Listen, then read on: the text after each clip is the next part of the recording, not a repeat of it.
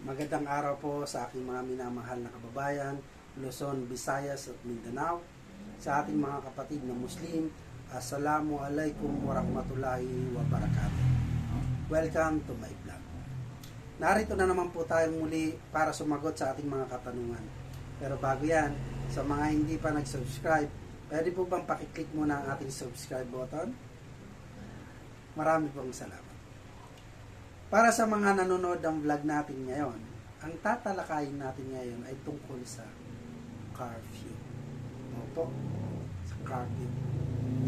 Para sa mga kabataan dyan at mga magulang na nakukonsumi na sa kanilang mga anak, para sa inyo ang topic na to. Pero bago natin pag-usapan yan, gusto ko muna muli magpasalamat sa Air Reflection and Cosmetics na sa pagpapadala nila ng kanilang product. Massage oil. Wow! Ang ganda, oh.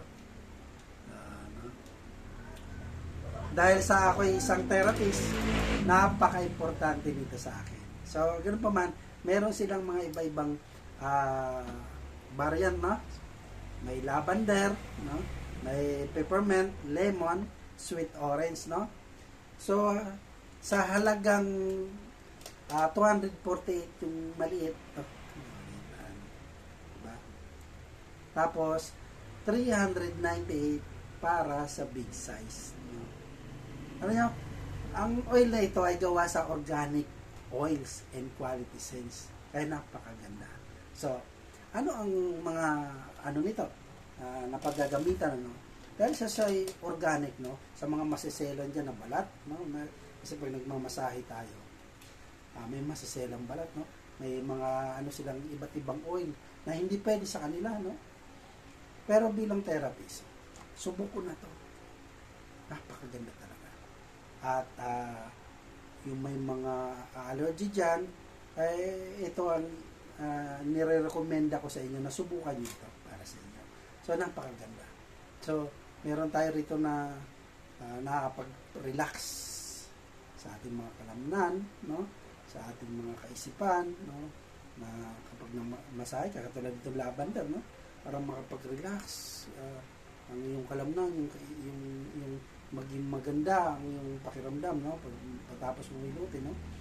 So, ang nito, yung essential oil, no? Na maanghang siya, tapos itong gagamitin mo, wow, napakaganda nito. Hindi lang marami talaga siyang na paggagamitan. Even yung sa mga sabi ko sa iyo kanina sa essential oil, banggit ko na sa unang vlog na mga kagat-kagatan lamok ng langgam, ito maganda rin ito. At maganda rin ito, alam niyo yung sa mga yung mga sinisikmura, no? May acid, no? Ang kanilangan. Maganda rin itong oil na to. So, ganun pa man, subukan nyo. So, subukan nyo ang oil na ito at napakaganda at bagay ito para sa inyo. Muli, maraming salamat sa Air Reflection and Cosmetics sa pagpapadala nyo. No? Maraming salamat. So, okay, balik tayo sa ating talakayan. Sa curfew tayo, no? Pagbibigay natin ng curfew, yung mga especially sa mga LGU, nagpapatupad yan ng curfew, no? Ito ay para maibsan yung mga krimen na nangyayari sa ating lugar, no? Kailangan mapanatili ang kapayapaan, no? Sa ating lugar. So, pag pinapatupad mo ito, kailangan talaga natin ng implementation para dito. Ano yung mga implementation na para dito? Diba dati, may curfew di ba? Na ang is 10 to 4 a.m., 10 p.m. to 4 a.m., di ba? Yan yung naging Dapat pahabaan pa natin para sa akin, no? Suggestion lang. Dapat sa mga minor de edad dyan, dapat 8 p.m. hanggang 6 a.m. Doon naman sa 9 p.m. hanggang 5 a.m. yung mga may edad-edad na, no? So, sa lahat, ito ay para sa lahat ito, no? Especially, halimbawa, patupad ka, hindi lang para sa tao. Patupad mo para sa stores, no? Sa mga stores and shops, no? Restaurant. So, wala namang ano eh. Wala namang tao na yan. Anong pakikitain nila yan, di ba? Sarado mo na yan. Dapat wala na sa mga yung call center or BPO, no? Dapat walang night shift, no?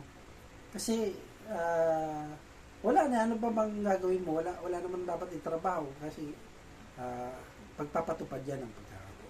Ngayon, hindi natin maiwasan, di ba?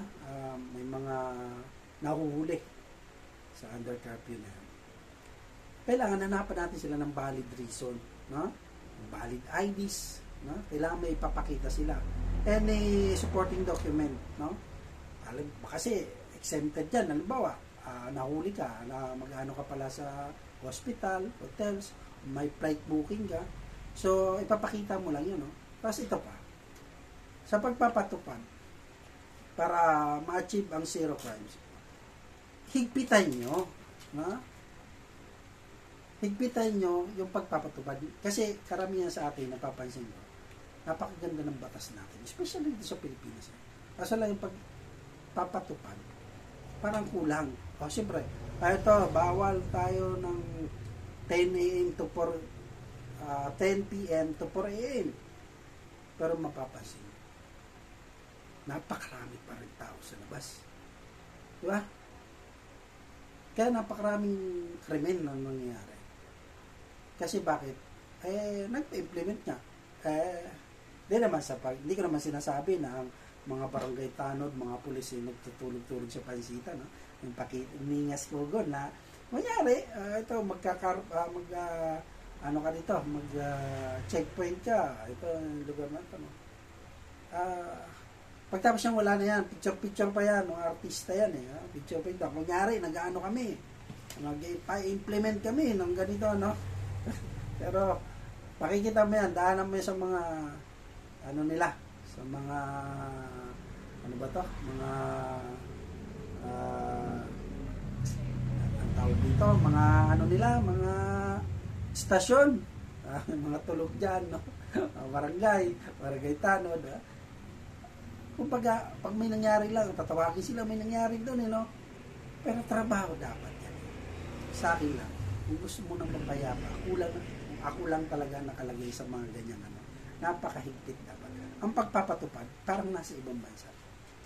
Sa ibang bansa kasi nakikita ko talagang iba eh. Ito yung batas. Diba? Sumunod kayo, gawin nyo ito. Alam nyo kaya nagkakaroon ng maraming addict, no? Ano ko na, number 1 sa barangay kapitan. Kung ang barangay kapitan lousy, sabihin, ano lang yan, o baka sabi nga ng Pangulong Duterte dati ng panahon, kasabwat pa yan, wala talaga yan, hayaan yan, no? Napakarami pa rin tambay, dami ng hold-upper, diba? Nakakatakot maglakad sa dilim, diba? Kasi nga, andyan yung mga yan eh, ang mga addict na yan, o gumagawa ng masasama, hindi mo alam ang kautakan yan, diba? Ano na mangyari pag nangyari na? Wala na, di ba?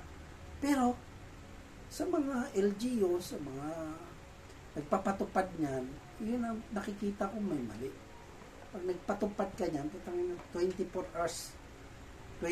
hours na natulugan, kaya ka nagjo-duty, di ba? O, pagpit, ano pa ang kailangan? Camera. Baka simple, may makita ka sa camera na ganun, puntahan na kaagad. Huliin. Huliin mo yan.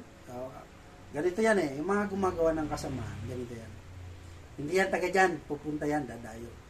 Mang-hold up, papasok ng bahay, magnanakaw, gano'n. Maraming krimen na nangyayari. Huliin mo yan. Kita mo sa camera, may tao dyan eh. Puntahan mo yan. Pahuli mo sa barangay tanod, kaya pulis. Diba? Trabahuin ng mga yan. Huliin mo yan. Di huli. Ngayon, taga saan ka? Taga dito lang po ako. O, halika, samahan ka namin. Samahan ka namin, hatid ka namin doon. Kung katukin niyo yung bahay, tinuturo niya. Ano nyo to? Malalaman mo kung taga doon siya o hindi. O ngayon, pag hindi siya taga doon, At walang umako sa kanya, ano ibig sabihin? Diba, napakasimple. At kulong niyan. Oh. Kaso nga lang, bawal kami mag-detain kasi wala namang kaso. May curfew, may batas niya. Yun ang batas na may karapatan ka ng hulihin niya kasi lumabag sila diba? Sa curfew hour. Wala na dapat. Napakaganda na, napakatahimik. Kung kaya naman na maraming tao sa gabi, pagtrabawin, no? Pero dapat talaga kung gusto mo ng tahimik na lugar, mabayapang lugar, nasa pagpapatupad yan. Mula sa LGU, Mayor, Kapitan, napaka simple lang yung mga bagay. Sinabing bawal-bawal. Diba? So, yun lang ang dapat natin gawin dyan. Kasi marami naman nakukonsumin ng mga magulang talaga. Especially ngayon. Nagbago nga lang ang pananaw nung kay Duterte talaga medyo lubuwag Diba? Wala ka na makikita sa halos sa lansangan ng masasama. Ano sabi ni Duterte? Mga gumagawa ng masama. Sipagtago kayo. Kung gusto nyo pang mababuhay nyo. Wala halos. Maririnig mo sa mga comment ng mga tao. Talagang maganda ang maging especially dyan. Wala pumasok ka naman halimbawa sa hindi maganda. Sabi nga, patay ka. Dapat wala mamatay mangyari pero ipatupad mo yung nararapat. So, doon lang po tayo, no? Opinion lang at suggestion. Para sa may mga katanungan, mag-comment lang po kayo at siguradong sasagutin yan sa abot ng aming makakaya. Mag-comment lang po kayo dyan para mapag-usapan natin kung sang-ayon ba kayo doon sa curfew, no? Para sa ikakatahimik ng bawat lugar. So, hanggang dito na lamang po. Hanggang sa muli, Robert Caballero agad, tandaan, pag may tanong, sagot agad. Marami pong salamat uli sa air reflection cosmetic, no? Sa oil na padala. Salamat po muli.